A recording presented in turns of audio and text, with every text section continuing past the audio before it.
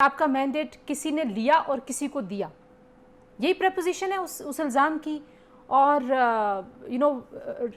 Realistically talking, आपका ख्याल है कि इस्टेब्लिशमेंट ने आपका मैंडेट लेके इन जमातों को दिया, तो जो कल्प्रेट इसमें है आपके बकौल वो तो इस्टेब्लिशमेंट है, तो फिर आपने उन्हीं से क्यों बात करनी?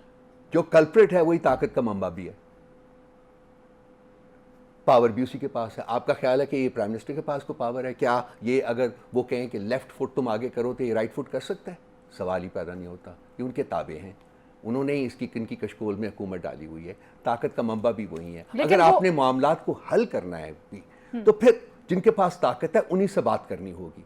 ये कोई हमारी कोई मतलब कोई हमारे लिए ये कोई मतलब ख्वाहिश इस तरह से नहीं है that we will get something out of that. हम पाकिस्तान के लिए लड़ाई करेंगे, पाकिस्तान के आइन की रेस्टोरेशन के लिए, पाकिस्तान के कानून की रेस्टोरेशन के लिए हमारी जद्दोजहद है। और हम चाहते हैं कि तमाम जो पावरफुल हमें ये कहने लगी थी कि कम मैंडेट या ज़्यादा मैंडेट, जाहिर है कुछ जमातें हो सकता है वो आपके जो दावा है मैंडेट का उससे उनका कम मैंडेट हो, बट वो भी तो स्टेक होल्डर्स हैं, व्हाई नॉट? तो स्टेक होल्डर्स वो रह सकती हैं। PMLN के पास 22 सीटें हैं जो कि फॉर्म 45 के मुताबिक है। 22 सीटों के साथ वो स्टेक होल्डर है।